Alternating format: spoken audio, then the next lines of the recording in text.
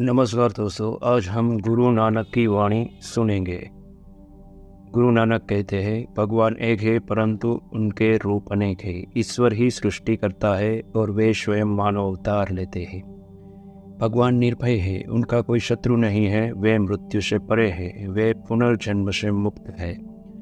भगवान ब्रह्म है जो सृष्टि करता है और सब कारणों के अनाकलनीय कारण है।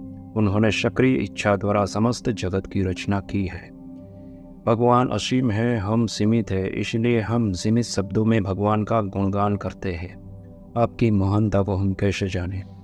जो अंक एक का रहस्य जान लेता है वह ईश्वर से एक रूप हो जाता है। स्वयं की कोई इच्छा न रखते हुए ईश्वर की इच्छा के अनुरूप आचरण करना ही ईश्वर को प्राप्त कर लेने का एकमात्र साधन है। वह सर्वव्यापी ईश्वर निशब्द, निराकार और अनाम है। जब वे प्रकट हुए तब उन्हें शब्द या नाम से संबोधित किया गया।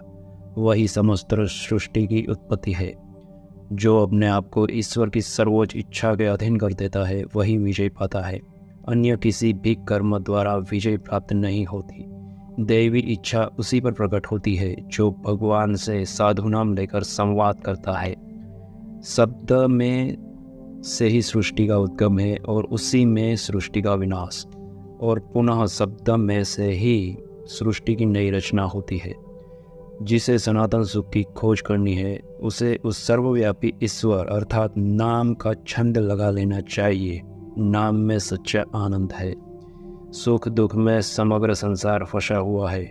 मनुष्य के सारे कर्म अहंकार जनित होते हैं।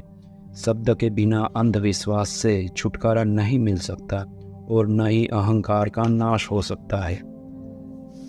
युगों युगों तक तर्क वितर्क करते रहने से भी ईश्वर का कभी आकलन नहीं हो सकता।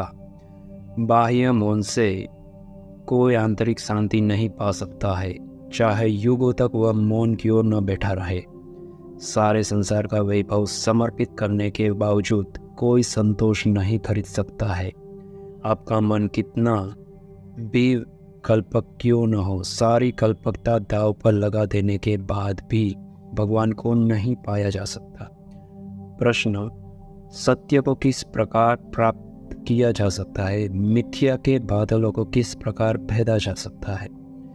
उत्तर: हे नानक, उनके लिए एक ही मार्ग है और वह है ईश्वर की इच्छा को ही अपनी इच्छा समझ, अपनी स्वयं कोई इच्छा न रख, उनकी इच्छा से ही अपना अस्तित्व है। यह जानिए कि इस सृष्टि के सभी पदार्थों का प्रकटीकरण भगवान की इच्छा का अस्तित्व है, परंतु उनकी इच्छा का वर्णन नहीं किया जा सकता। उनकी इच्छा ही जीवन है। भगवान की इच्छा से महानता प्राप्त होती है। उन्हीं की इच्छा से कोई ऊंचे कुल में तो कोई नीचे कुल में पैदा होता है। उनकी इच्छा से ही मनुष्य के सुख दुख है। उन्हीं की इच्छा से किसी धार्मिक जन को निर्वाण की उपलब्धि होती है। उन्हीं की इच्छा से पापी जीवन अंतहीन जन्म जन्मांतर में भटकता रहता है। उन्हीं की इच्छा से इस संसार का अस्तित्व है। उनकी इच्छा से बाहर कुछ भी नहीं हो सकता। हे नानक, भगवान की इच्छा से एक रूप हो जाने वालों को ही अहंकार से पूर्णतः मुक्ति होती है। कुछ लोग भगवान का गुणगान करते हैं, किंतु वे केवल उतना ही गुणगान कर पाते हैं जितना उन्हें सामर्थ्य दिया गया है। कुछ लोग उनकी उदारता का गुणगान करते हैं और ऐसा समझते हैं कि उनकी उदारता की पहचान स्वयं उनकी पहचान है। कुछ लोग भगवान को अज्ञेय अनाकलनीय समझकर उनका गुणगान करते हैं।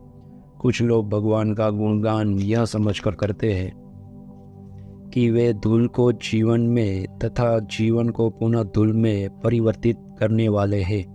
सृष्टि के रचनाकार भी वे ही है और संहारक भी। जीवन देने वाले भी वे ही है और जीवन लेने वाले भी। परमेश्वर को कुछ लोग एक ही समय बहुत दूर और एकदम निकट मानकर उनका गुणगान करते हैं। प्रभु अवर्णनीय है।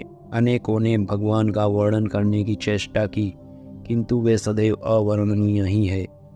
भगवान ने सदा लेने वाले थक जाते हैं। भगवान से दान लेने वाले थक जाते हैं, किंतु उनकी उदारता अथक है। युगों से मानव भगवान की उदारता पर चलता